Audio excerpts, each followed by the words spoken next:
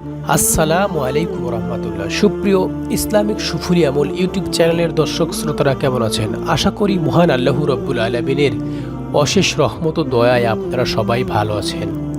প্রিয় বন্ধুরা, আজকে আমরা জানব যে 5টি জঘন্যতম পাপের শাস্তি আল্লাহ তাআলা দুনিয়াতে দিয়ে থাকেন। ইচ্ছায় অনিচ্ছায় মুমিনের পাপ হয়ে থাকে, ফলে কেউ নিষ্পাপ নয়। একমাত্র নবী করিম সাল্লাল্লাহু আলাইহি ওয়াসাল্লাম গুনাহ থেকে মুক্ত ছিলেন। পাপ করা থেকে বড় অপরাধ হলো পাপ করার পর তা থেকে তওবা না করা, ফিরে না আসা, অনুতপ্ত না হওয়া এবং বারবার পাপ করা। আল্লাহর প্রেমিকরা পাপ করার সঙ্গে সঙ্গে তওবা করে ফেলেন। সবারই জানা উচিত যে পাপের অবশ্যই একটা শাস্তি রয়েছে। যদিও আল্লাহ ক্ষমাশীল, ক্ষমা করা হলো তার দয়া, আর শাস্তি দেওয়া হলো তার আদল বা ন্যায় বিচার। নাম্বার 1, যে ব্যক্তি অঙ্গীকার করে ভঙ্গ করে। অঙ্গীকার ভঙ্গ করা কবিরা গুনাহ। মহানবী সাল্লাল্লাহু আলাইহি ওয়াসাল্লাম বলেছেন, যে ব্যক্তি কোনো নেতার আনুগত্যের অস্বীকার করে তার উচিত সাধ্যমতো তার আনুগত্য করা।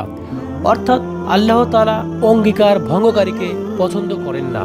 এবং নবী করিম সাল্লাল্লাহু আলাইহি ওয়াসাল্লাম আরও বলেছেন, যে ব্যক্তি কথা দিয়ে কথা রাখে না সে আমার দলভুক্ত নয়। নাম্বার 2, কোরআন অনুযায়ী বিচার না করা।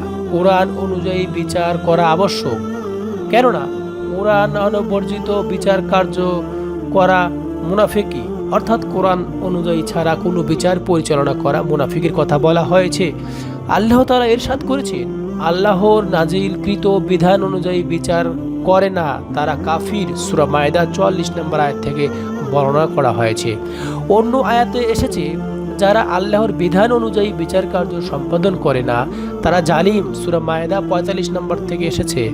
আল্লাহ তাআলা আরও বলেছেন, যারা আল্লাহর নাজিলকৃত বিধান অনুসারে বিচার করে না তারা ফাসিক।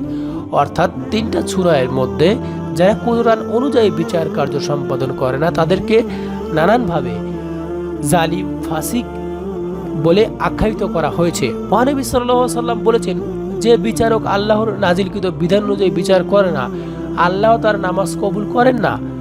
হযরত ফুজাইল ইবনে ইয়াস বলেন, একজন বিচারপতির উচিত একদিন বিচার কার্য পরিচালনা করা আর একদিন নিজের জন্য কান্নাকাটি করা। অর্থাৎ বর্তমান কোরআন অনুযায়ী বিচার কার্যক্রম পরিচালনা না করে তার নানাবিধ শাস্তির কথা বর্ণনা করা হয়েছে। নাম্বার 3, ব্যভিচার করা। ব্যভিচার করা মারাত্মক গুনাহ। আল্লাহ তাআলা ব্যভিচারের কাছেও যেতে নিষেধ করেছেন। আল্লাহ ইরশাদ করেন, তোমরা ব্যভিচারের নিকটবর্তী হয় না, তা একটি অশ্লীল কাজ এবং খারাপ পন্থা। বনি ইসরাইল সূরা থেকে 32 নম্বর আয়াত থেকে বর্ণনা করা হয়েছে। ব্যভিচারের শাস্তি মারাত্মক। আল্লাহ ইরশাদ করেন, অবিবাহিত ব্যভিচারী পুরুষ ও ব্যভিচারী নারী উভয়কে 100 বেদনা করো। সূরা আন-নূর থেকে বর্ণনা করা হয়েছে। আর বিবাহিত হলে তাদের শাস্তি হলো কোমর পর্যন্ত মাটিতে পুঁতে পাথর নিক্ষেপ করে তাকে হত্যা করা। মহানবী সাল্লাল্লাহু আলাইহি ওয়াসাল্লাম বলেছেন, বিচার দিবসে 3 ব্যক্তির সঙ্গে তিনি কথা বলবেন না, তাদের দিকে তাকাবেন না ও তাদের পবিত্রতা করবেন না, এবং তাদের জন্য যন্ত্রদায়ক শাস্তি নির্ধারণ করা থাকবে। তারা হলো ব্যভিচারী, মিথ্যাবাদী শাসক এবং অহংকারী দরিদ্র। হযরত ইবন মাসউদ রাদিয়াল্লাহু তাআলা আনহু থেকে বর্ণিত, তিনি বলেন, আমি একদা আরজ করলাম, হে আল্লাহর রাসূল, আল্লাহর কাছে সবচেয়ে বড় গুনাহ কি? তিনি প্রত্যুত্তরে বলেন, আল্লাহর সঙ্গে শিরক করা। অথচ তিনি প্রত্যেক পানির চেষ্টা। আমি আবার প্রশ্ন করলাম, তারপর কি? তিনি বললেন, তোমাদের সন্তান তোমাদের আহার করবে, এ সঙ্গে তাকে হত্যা করা। অর্থাৎ যদি কেউ কাউকে হত্যা করে, এ বিষয়ে শাস্তিস্বরূপ একজন ব্যক্তি নিজের সন্তানকে আহার করবে। ইস, কত বড় কষ্টের কথা বলা হয়েছে। আমি আবার আরজ করিলাম, তারপর কি? তিনি প্রশ্নোত্তরে বললেন, তোমার প্রতিবেশীর স্ত্রীর সঙ্গে তোমার ব্যভিচার করা।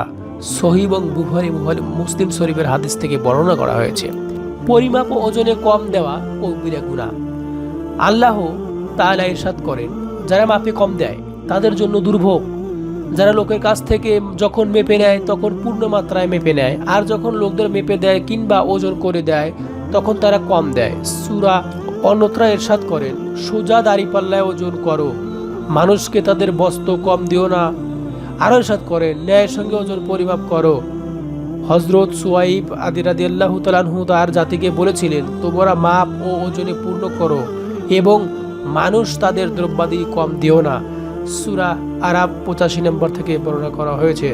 মহানবী সাল্লাল্লাহু আলাইহি সাল্লাম ইরশাদ করেন, যখন কোনো বান্দা ওজনে পরিমাণে কম দিবে, তখন কিয়ামতের দিবসে যখন তার গুনার পাল্লা ভারী হয়ে যাবে এবং নেকির পাল্লা হালকা হয়ে যাবে, তখন তার নেকির পাল্লা ভারী করার জন্য যে পরিমাণ তাকে কম দিয়েছে তার শরীর থেকে সেই পরিমাণ মাংস কেটে নিয়ে ওজনের পাল্লায় দেওয়া হবে। নাউজুবিল্লাহ। নাম্বার 5, জাকাত না দেওয়া। জাকাত ইসলামের পঞ্চ স্তরের একটি এবং আর্থিক ইবাদত। কুরআন মাজিদে যত স্থানে নামাজ কায়েম করার কথা বলা হয়েছে সেখানেও জাকাত দাও এ কথাও বলা হয়েছে। স্বীয় সম্পদকে পবিত্র করার উত্তম পন্থা হলো জাকাত প্রদান। আল্লাহ তাআলা ইরশাদ করেন, আর নামাজ কায়েম করা, জাকাত দান করো এবং নামাজে অবনত হও তাদের সঙ্গে যারা অবনত হয়। সূরা বাকারার 43 নম্বর আয়াত থেকে বর্ণনা করা হয়েছে।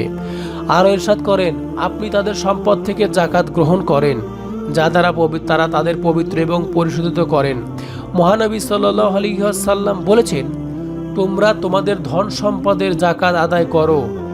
আল্লামা সাফি বলেন, জাকাত প্রদানের দ্বারা সম্পদ বরকত বৃদ্ধি হয়। ইমাম ইবনে তাইমা বলেন, জাকাত প্রদানের ফলে দাতার মন ও আত্মা পবিত্র হয়, ধন সম্পদ বৃদ্ধি পায় ও পরিচ্ছন্ন হয়। অর্থাৎ জাকাত দিলে কখনো মাল কমে না, আমরা অনেকেই বিষয়ে জানি। অতএব যার জাকাত দেওয়ার সামর্থ্য আছে তারা অবশ্যই ইসলামের বিধিবিধান অনুযায়ী জাকাত প্রদান করব। অতএব আমাদের যে 5টি বিষয় এখানে বলা হয়েছে, এই 5টি পাপের শাস্তি কিন্তু আল্লাহ তাআলা দুনিয়াতেই দিয়ে থাকেন। আমি আবারও বলছি, 1 নম্বর হচ্ছে যে ব্যক্তি কথা দিয়ে কথা রাখে না, 2 নম্বর হচ্ছে কোরআন অনুযায়ী যে বিচার করে না, 3 নম্বর হচ্ছে ব্যভিচারে যে লিপ্ত থাকে তার শাস্তি মারাত্মকভাবে ব্যাখ্যা করা হয়েছে। নাম্বার 4, যারা ওজনে কম দেয় তাদেরকে অনেক কঠিন শাস্তির কথা বলা হয়েছে। এবং নাম্বার 5, যারা জাকাত দেওয়ার সামর্থ্য থাকার পরেও যারা জাকাত প্রদান করে না, এই 5 শ্রেণীর ব্যক্তিকে আল্লাহ তাআলা দুনিয়াতেই শাস্তি দিয়ে থাকবেন। আল্লাহ তাআলা আমাদেরকে উক্ত 5টি আমল সঠিকভাবে করে জীবন জীবিকা নির্বাহ করার জন্য তৌফিক দান করুক। সকলেই বলি আমিন।